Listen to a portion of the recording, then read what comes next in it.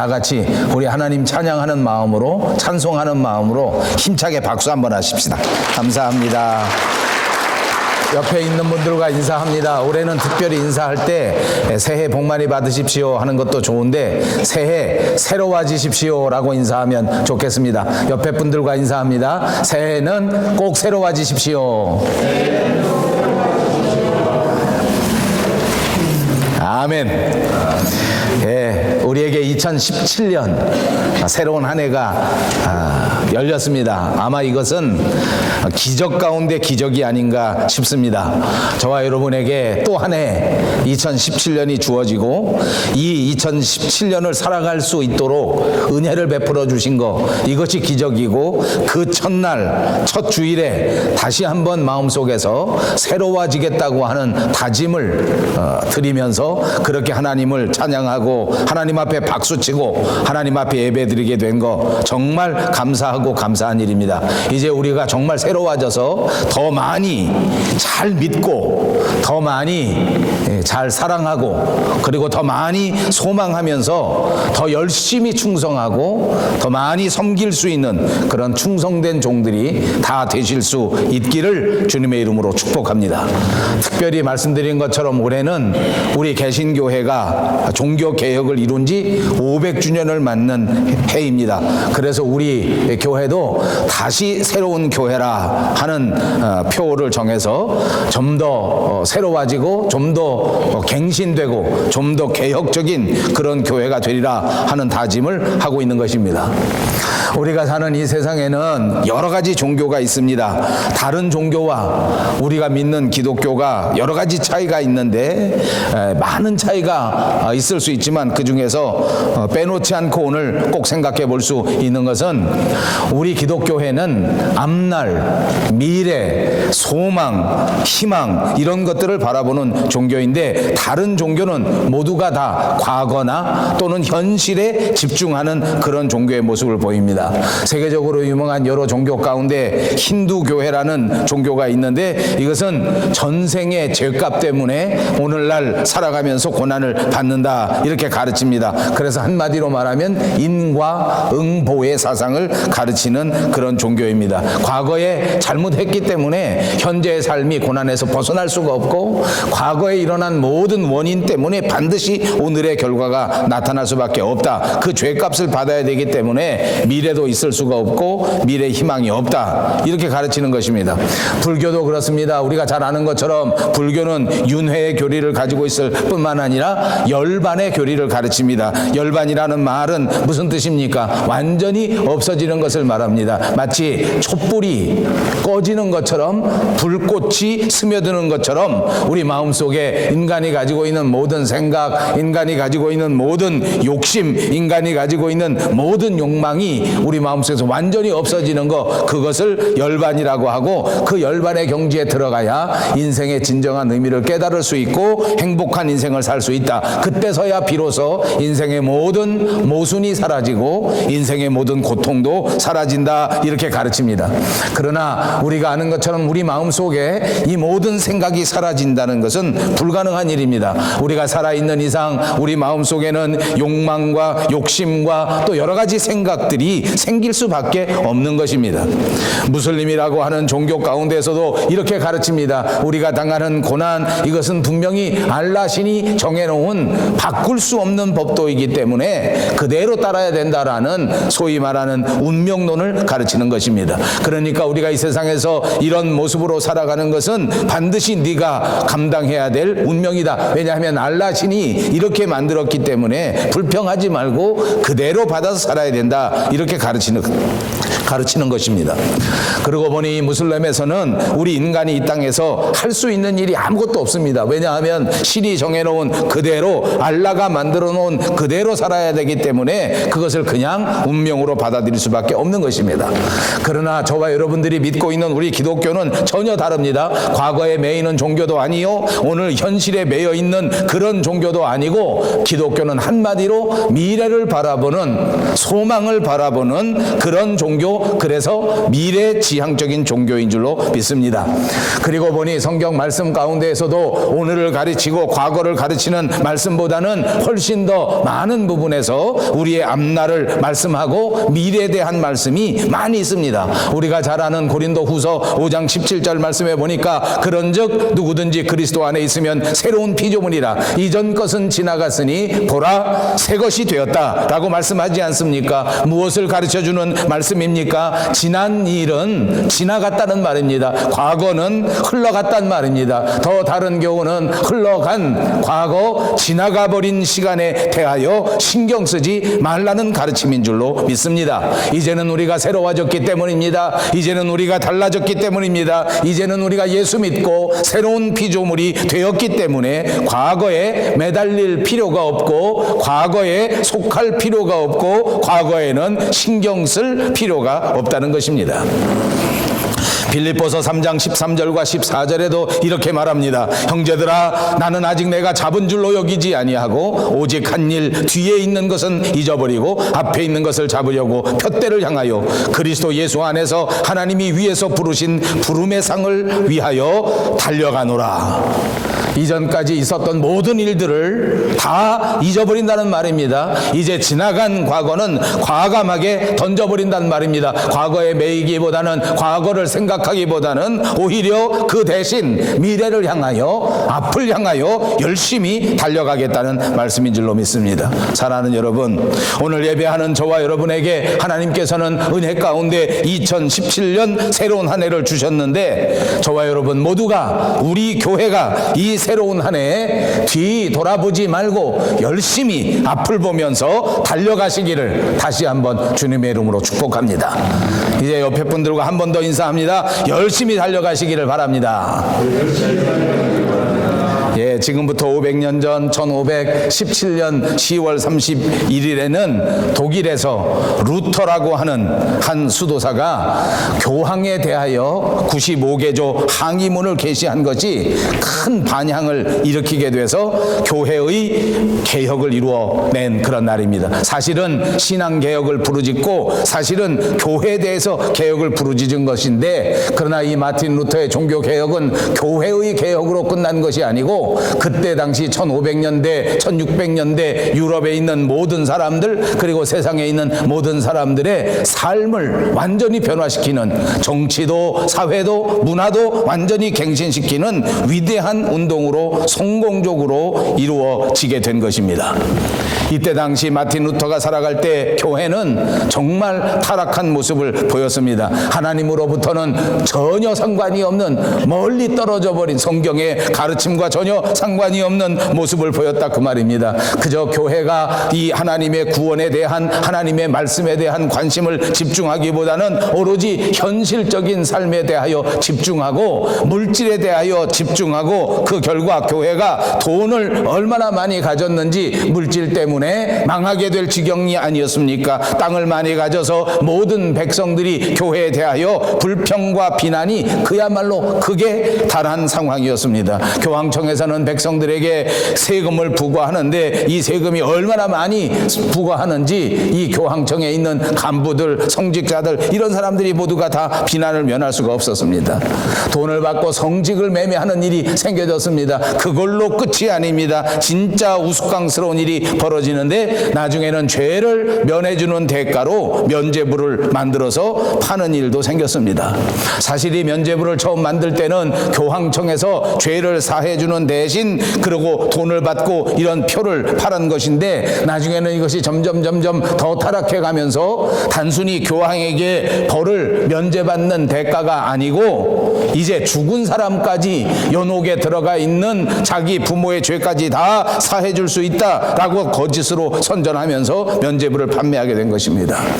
마틴 루터는 이런 참담한 광경 속에서 도저히 더 이상 참을 수가 없었습니다. 그래서 1517년 바로 500년 전에 위텐버르크 성교회의 정문이자 위텐베르크 대학의 게시판에다가 95개조에 달하는 항의문을 게시하게 된 것입니다. 교황이 만들어서 너희들에게 팔고 있는 이 면죄부는 결단코 사람의 죄를 사할 수가 없다. 면죄부를 아무리 사도 하나님 앞에서 죄를 면할 수가 없고 단순히 교황에게 죄를 면할 수만 있을 뿐이다. 연옥에 있는 모든 우리의 선진들, 우리의 부모들, 이런 영혼들에게는 결단코 면죄부가 아무 소용이 없다. 그리고 우리의 모든 죄를 하나님 앞에 참회하면 하나님께서 죄를 사해 주시는 것이기 때문에 우리와 하나님과의 관계에 교황도 필요하지 않고 신부도 필요하지 않고 면죄부도 필요하지 않다. 이런 것이 다 핵심 내용이었습니다. 이런 내용들을 다 게시되었습니다. 이때 사람들이 이 내용을 바라보면서 얼마나 크게 반응했는지 모릅니다. 이 나라 독일 전체의 사람들에게 전해지게 되고 이것이 촛불처럼 번져가서 개혁이 그야말로 질풍노도처럼 일어나기 시작하고 이 루터에 의하여 시작된 종교개혁운동은 결국 위대한 큰 성공을 거두게 된 것입니다. 이렇게 종교개혁을 이루고 처음 시작한 마틴 루터는 그럼 어떤 사람입니까? 그는 1483년 11월에 독일에서 광산촌에서 광부의 아들로 태어난 사람입니다. 광부의 아들로 태어났는데 아버지 광부는 이 아들이 공부를 많이 해서 변호사가 되기를 간절히 바랐습니다. 아버지의 희망에 따라서 루터는 법대에 가게 되었습니다. 에르푸르트라고 하는 대학에 입학해서 법률을 열심히 공부했습니다. 그런데 어느 날 친구와 함께 길을 가는데 갑자기 비가 막 쏟아지는 것입니다. 비가 얼마나 많이 오는지 그냥 길을 갈 수가 없었기 때문에 친구와 더불어 큰 나무 밑에 서서 비를 피하고 있었습니다. 큰 나무 밑에 서서 아주 심한 비를 피하고 있었는데 갑자기 옆에 있는 친구에게 벼락이 떨어진 것입니다. 그래서 비 피하러 길에 들어갔었는데 그만 옆에 가장 친한 친구가 벼락 맞고 순식간에 죽어버린 것입니다. 루터는 이 사건을 당하면서 마음속에 깊은 생각을 갖게 되었습니다. 첫 번째는 그 마음속에 두려움이 오게 되는데 사람의 인생이 무엇인가? 이렇게 갑자기 벼락 하나에 비 오다 말고 소리 나는 한 소리에 내 친한 친구가 생명을 잃어버렸는데 죽어버렸는데 과연 이 친구는 그 다음 어디로 가는 것인가 하는 생각이 떠오르게 됐단 말입니다. 이 친구의 영혼은 도대체 어떻게 되는 것인가? 도대체 내 인생은 어떤 것인가? 내 인생을 스스로 지킬 수 있단 말인가? 그야말로 두려움과 걱정과 근심이 사로잡히게 되었습니다. 어떻게 하면 구원을 받을 수 있을까? 어떻게 하면 의미 있는 인생을 살 수 있는 것인가? 하는 것을 깊이 생각할 수밖에 없었습니다. 그는 날마다 고민에 빠졌습니다. 그는 날마다 생각에 빠졌습니다. 영혼의 구원을 위하여 고민하다가 그는 드디어 수도원으로 들어가게 되었습니다. 모든 공부를 포기하고 모든 사회생활도 포기하고 영혼의 구원을 위하여 수도원에 들어가 어떻게 하면 우리 인생에서 구원을 받는 것인가 하는 것을 생각하고 연구하게 된 것입니다. 이때 마틴 루터가 살아있던 시절에는 하나님에 대하여 많은 사람들이 이렇게 생각합니다. 하나님은 심판주 하나님이시다. 죄를 지으면 와서 심판하신다. 비 오는 날에도 갑자기 벼락이 내리쳐서 죄인들을 데려가신다. 그러니까 하나님에 대한 인식은 모두가 다 무서운 하나님으로만 생각할 수밖에 없었습니다. 많은 사람들의 죄가 관영했기 때문입니다. 죄에 대한 두려움에서 어떻게 하면 벗어날 수 있을까를 생각하면서 수도원에 들어가게 되어서 그때 수도원은 정말 크게 부흥되었습니다. 많은 사람들이 수도원에 들어옵니다. 많은 사람들이 어떻게 하면 구원받을까?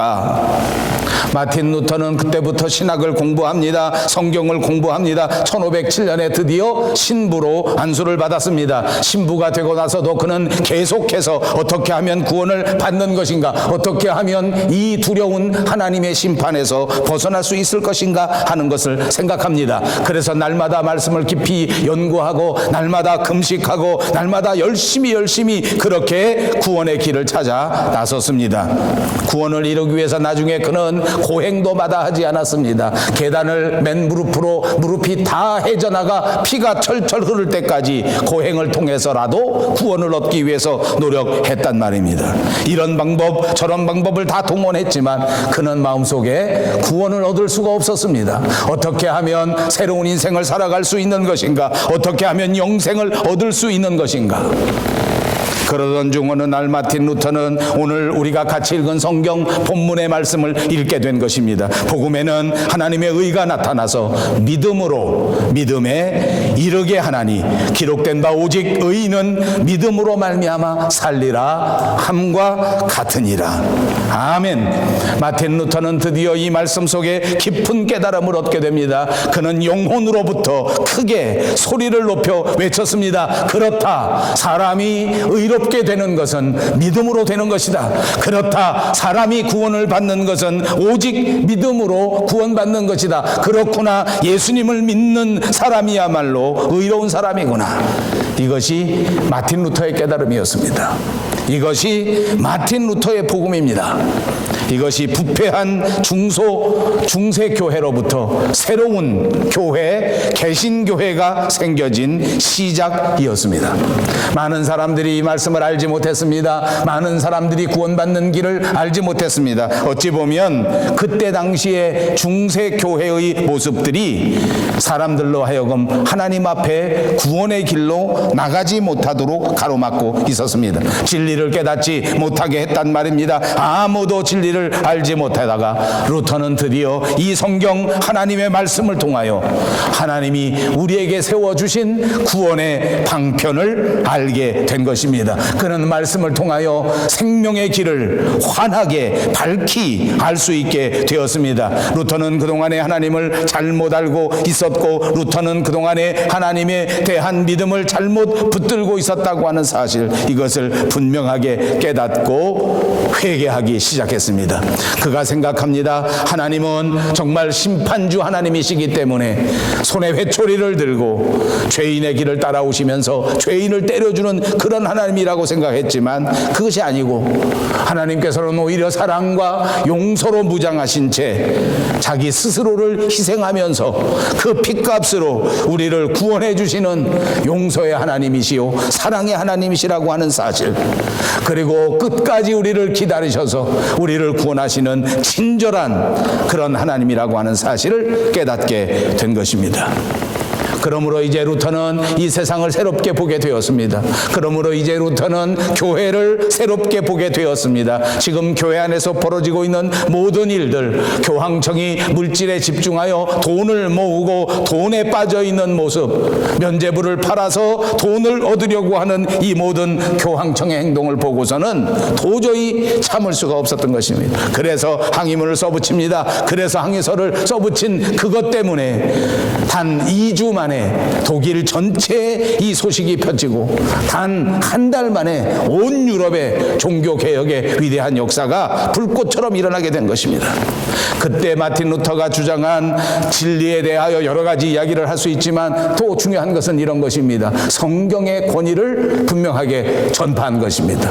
이제 교황이 가장 높은 권위를 가지고 있는 것이 아니고, 신부가 말하는 것이 가장 높은 권위를 가지고 있는 것이 아니라, 이 세상에 가장 높은 권위를 가지고 있는 것은 오직 성경이다. 성경만이 우리가 믿는 믿음의 가장 높은 최종의 권위를 지닌 것이다.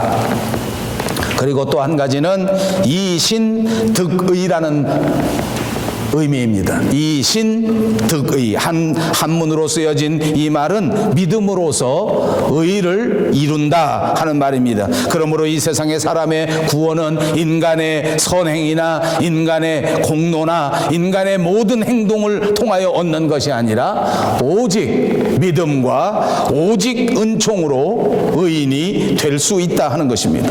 그리고 마틴 루터가 주장한 가장 중요한 핵심 가운데 놓치지 말아야 할 것은 만인 제사장주의입니다. 이제부터는 교황과 신부가 필요한 것이 아니라, 제사장을 통하여 하나님 앞에 나아가는 것이 아니라, 믿는 사람이라면 누구든지 예수 이름으로 하나님 앞에 나갈 수 있다. 이것이 만인 제사장주의인 것입니다. 이제 이 루터의 개혁을 이어받아 계승시키면서 이것을 완전하게 완성시킨 사람이 있는데, 그 사람이 바로 요한 칼빈, 존 칼빈 또는 존 칼뱅이라고 부르는 사람입니다. 칼빈은 루터보다 약 20년, 25년쯤 뒤에 불란서에서 태어난 사람입니다. 그는 1523년에 파리 대학에 들어가서 장학생이 되고 라틴어를 공부하고 철학을 공부하고 변론학을 공부한 사람입니다. 그는 26살 젊은 나이에 기독교 강요라고 하는 정말 훌륭한 책을 저술하게 됩니다. 그는 26살 젊은 나이에 불란서 개신교 지도자가 되는 위치를 차지하게 됩니다. 그런데 안타깝게도 이 불란서에서 계속해서 전쟁이 일어나게 되니까 잠깐 전쟁을 피해서 스위스 제네바에 들어게 됩니다. 그리고 스위스 제네바에서 또 복음 활동을 하고 신학 활동을 하다가 결국에는 이 제네바에서 뿌리를 내리고 살게 된 것입니다. 그래서 스위스 사람들은 지금도 칼빈이 자기 나라 사람들이라고 합니다. 제네바시를 가르쳐서 City of Calvin이라고 부를 정도입니다. 칼빈의 도시라고 부르고 칼빈에 따라 칼빈을 존경하고 칼빈의 개혁을 가장 위대하게 생각한다는 말입니다. 그래서 우리 개신교회 안에는 칼빈주의라고 하는 말이 있습니다. 칼빈주의는 루터가 시작한 루터의 종교개혁을 가장 성취시켜준 완성도 있게 만들어 놓은 개혁자 가운데 한 사람입니다. 저와 여러분이 섬기는 우리 밴쿠버 영성교회는 바로 이 칼빈주의를 계승하는 교회입니다. 그리고 우리가 칼빈주의를 붙들고 믿고 있다는 자체를 자랑스럽게 여기는 교회입니다. 왜냐하면 칼빈주의가 바로 하나님주의요, 칼빈주의가 바로 성경주의이기 때문입니다. 그래서 우리는 칼빈주의를 다른 말로 개혁주의라고 부르는 것입니다. 저와 여러분 모두가 이 칼빈주의를 붙들고 개혁주의 정신을 계승해 나가야 할 하나님의 사명자인 것을 꼭 믿으시기를 바랍니다. 그렇습니다. 오늘 우리는 2017년 우리가 붙들고 우리가 자랑스럽게 여기고 우리가 지키면서 다시 새롭게 하려고 하는 이 칼빈주의, 이 개혁주의 사상을 말씀드리면서 이 2017년을 다시 한번 새로운 교회로 나아가는 개혁주의로 시작하려고 하는 것입니다. 오늘 칼빈이 우리에게 주장한 세 가지 중요한 모토를 말씀드리겠습니다. 첫째는 오직 성경으로. 우리 다 같이 한번 해보십시다. 오직 성경.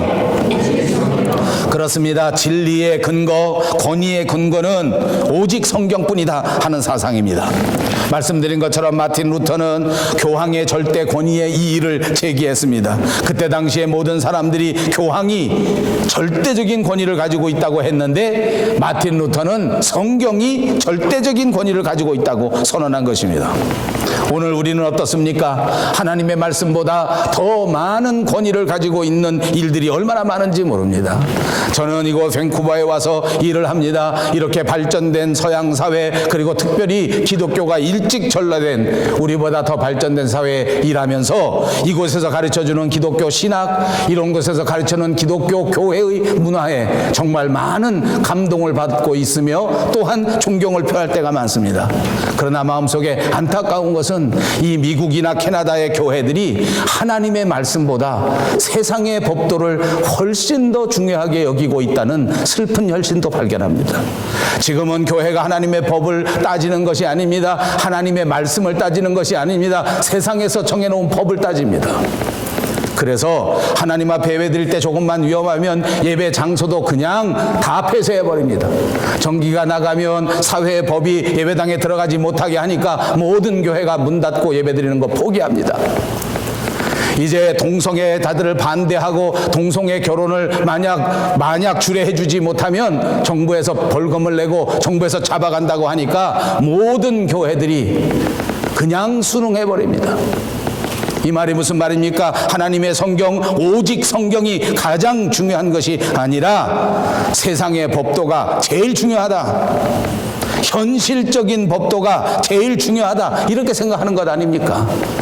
여러분, 카나다 교회만 그런 것이 아닙니다. 우리들도 다 그러지 않습니까? 지금 저와 여러분의 마음속에 오직 성경이라는 생각보다 세상을 과학적으로 생각하려는 사상이 훨씬 더 만연되어 있습니다. 과학의 권위가, 과학적 이론의 권위가 성경의 권위보다 훨씬 더 높은 권위를 부여받고 있는 것이 오늘의 현실이라고 말입니다. 믿음으로 살려고 하면 비현실적이라는 평가를 받고, 믿음으로 살려고 하면 세상에서 무시를 당하고, 세상적 법도를 따라서 살고 과학적 원리를 따라서 살면 그것이 잘 사는 것이다, 이렇게 생각한단 말입니다. 정치 조직을 만들어내는 모든 정책, 또 과학의 모든 결과물, 이런 것보다 오직 우리의 창조주이시고 우리의 구원자이신 예수 그리스도의 말씀을 중심으로 살아야 하는 것이 저와 여러분의 삶의 방법인 줄로 믿습니다. 이제 2017년 새로운 한 해를 살아갈 때에 하나님의 말씀을 붙들고 말씀대로 살아가는 새로운 결단이 저와 여러분에게 꼭 있으시기를 주님의 이름으로 축복합니다. 두 번째 생각은 오직 믿음입니다. 갈비는 부르짖기를 오직 믿음으로. 구원의 근거는 바로 그것입니다. 하나님이 은혜 가운데 우리에게 주신 것이요, 우리가 준비할 것은 오직 믿음만 있다고 하는 사상입니다. 돈으로 구원받는 것이 아닙니다. 행동으로 구원받는 것이 아닙니다. 실천으로 구원받는 것이 아닙니다. 공로를 쌓아서 구원받는 것도 아닙니다. 오직 예수 그리스도의 십자가를 바라보는 믿음만이 저와 여러분을 구원한다고 하는 사실을 믿으시기를 바랍니다.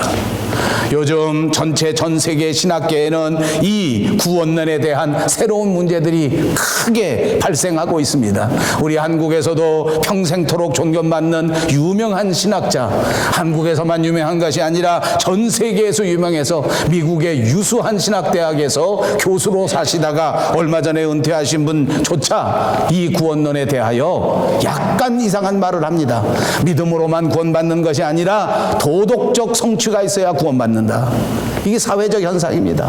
제가 보니까 미국 교회들은 이런 망상에 다 사로잡혔습니다. 캐나다 교회들도 많이 사로잡혔습니다. 법을 지키지 못하면 구원받지 못한다. 맞습니다. 하나님의 법을 지키지 않으면 구원받지 못할 수 있습니다. 그러나 그 사람들이 다 생각하는 것은 세상의 제도, 세상의 법, 이런 걸 말하는 것입니다. 인간의 평화, 인간의 화해, 이것이 성경보다 훨씬 더 앞서 있습니다. 사람끼리 친하기만 하면 무조건 된다. 사람끼리 싸우지 않으면 무조건 된다. 우리는 독선적인 예수를 믿어서는 안 된다. 예수 믿고 싸우면 안 된다. 이렇게 생각하는 사람이 얼마나 많은지 모릅니다. 이것은 믿음에 대한 모독입니다. 이것은 그리스도에 대한 모독입니다. 참 신앙을 붙들고 참 신앙을 지키기 위해서 목숨 바쳐 희생했던 우리의 선진들에 대한 모독입니다. 만약 십자가 밖에 구원이 있었다고 하면, 만약 세상 사람들과 화해하고 평화하는 것이 이 세상의 가장 높은 가치였다면, 무엇 때문에 수많은 순교자들이 예수 그리스도를 위하여 피 흘려 주님 앞에 갔단 말입니까? 만약 십자가 외에 다른 구원의 길이 있었다고 하면 왜 예수님이 오셔서 십자가 위에 죽으셨겠습니까? 여러분 명심하십시오. 사도행전 4장 12절에 천하 인간의 구원을 얻을 만한 다른 이름을 우리에게 주신 일이 없습니다. 아멘. 우리가 구원받을 수 있는 것은 오직 예수뿐이 없다, 그 말이에요. 그분밖에 없다는 말입니다. 그분 외에는 우리를 위하여 십자가를 지신 이가 없고, 그분 외에는 그 어떤 자도 십자가를 질 자격도 없다는 것입니다. 구원은 그러므로 십자가를 바라보는 믿음만이 구원을 이룰 수 있는 것입니다. 구원은 그러므로 예수님만 믿어야 한다는 것입니다. 이것을 양보하면 안 됩니다. 이것을 절대 후퇴시키면 안 됩니다. 이 진리의 말씀을 다시 꼭 붙들고 새로운 교회가 되시기를 주님의 이름으로 축복합니다. 오직 믿음으로 감당하는 것입니다. 마지막 세 번째는 오직 은혜입니다. 어떤 사람에게 아들 둘이 있었습니다. 그 둘째 아들은 어느 날 갑자기 아버지에게 와서 자기의 재산을 내놓으라고 말합니다. 이 다음에 아버지가 죽으면 어차피 내가 가질 것이니까 지금 미리 내 분깃을 달라, 그 말입니다.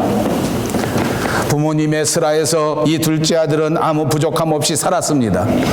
그런데도 이상하게 이 아들은 만족하지 못했습니다. 아버지가 돈을 주고 아버지가 생활을 책임져 주고 있는 것이 거북하다, 그 말이에요.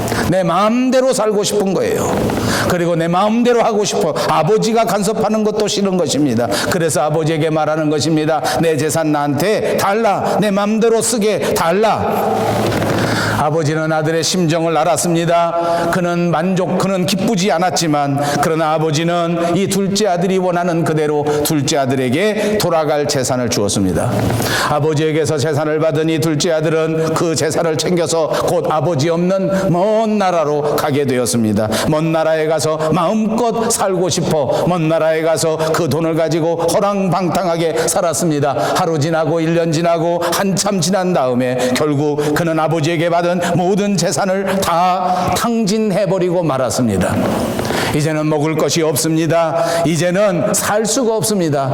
나중에는 그저 정상적인 삶을 살지 못한 채 결국은 남의 집에 집 종살이 하게 됐고 결국은 남의 집에서 돼지를 치는 종 가운데서도 가장 낮은 형편에까지 전락하고 말았습니다. 먹을 것이 없어 배고픔에 사로잡히고 추운 날씨 속에 굶주림 속에 추위 속에 살게 되었습니다. 너무나 배가 고파 더 이상 살아갈 수가 없던 이 아들은 그때서야 비로소 스스로의 잘못을 깨닫게 된 것입니다. 자신의 죄를 깨닫습니다. 자신의 잘못을 깨달았습니다. 그는 그 자리에서 일어나서 다시 아버지의 집으로 돌아오게 되었습니다. 그는 자신의 죄를 깨닫고 일어나서 아버지의 집으로 발걸음을 옮겨왔는데 아버지는 어떻게 했습니까? 돌아오는 이 아들을 보고 아직도 거리가 먼데 아직도 상거가 먼데 그 아들을 불쌍히 여기고 측은히 여겨서 뛰어나갑니다. 그리고 돌아오는 그 거지 같은 행색을 한 아들을 껴안고 입을 맞춥니다. 목을 안고 입을 맞추는 것은 무엇을 말하는 것입니까? 아버지의 기쁨을 말하는 것입니다. 아버지가 이 아들을 무조건 용서해 주겠다는 것을 보여주고 있는 것입니다. 아버지는 그렇습니다. 돌아온 이 둘째 아들의 죄를 모두 다 용서해 주었습니다. 뿐만이 아닙니다. 그 아들이 가지고 있었던 모든 아들의 지위도 그 순간 회복시켜 주었습니다. 좋은 옷을 다시 만들어 줍니다. 좋은 가락지를 다시 만들어 주었습니다. 좋은 신발을 다시 주었습니다. 그리고 살찐 송아지를 잡고 이웃에 있는 모든 사람들을 불러들여서 함께 돌아온 아들을 축하하고 돌아온 아들을 반겨주고 그에게 용서의 은혜를 베풀어 주었습니다. 마틴 루터도 그랬습니다. 어느 날 한번 꿈을 꾸었습니다. 하나 꿈을 꾸니까 시험하는 자가 자기에게 찾아왔습니다. 그런데 루터에게 찾아와서 책을 하나 쫙 펼쳐놓는 것입니다. 꿈속에서 그 책을 들여다보니까 그 책은 다른 책이 아니라 자기가 태어나서부터 지금까지 살아온 삶의 기록이 빼곡하게 쓰여져 있는 책입니다. 꿈속에 나타난 이 사람은 루터에게 이것을 한번 읽어보라고 권합니다. 루터가 읽어보니까 어렸을 때서부터 지금까지 살아오면서 지은 모든 죄가 거기 그대로 적혀 있는 건데 내가 스스로 읽어봐도 내 얼굴이 후끈후끈거릴 것처럼 그렇게 내가 많은 죄를 지고 살았다는 거예요. 그 모든 죄가 전부 하나도 빠짐없이 거기 기록되어 있습니다. 이 책을 보여주는 꿈속에 나타난 자가 루터에게 물어봅니다. 여기 적혀있는 이 일들이 다 사실입니까? 물었습니다. 루터는 거짓말을 할 수가 없었습니다. 고개를 끄덕끄덕했습니다. 말도 나오지 못해 창피스러워서 말을 할 수가 없어서 그냥 고개로 끄덕끄덕했습니다. 그랬더니 꿈속에 나타난 자가 말하기를 네가 이런 더러운 기록을 가지고 있는데 그런데 네가 구원을 이루겠다고 종교개혁을 해? 이 말을 듣고 루터는 그야말로 기가 막힐 수밖에 없었습니다. 루터는 이 말을 듣고 꿈속이었지만 큰 낙심에 사로잡히게 되었습니다. 그가 모든 것을 포기하고 그만 주저앉으려고 할 때에 저 하늘 위에서부터 음성이 들리는데 그리스도의 보혈이 너의 죄를 씻었느니라. 아멘. 예수의 피가 내 죄를 씻었다.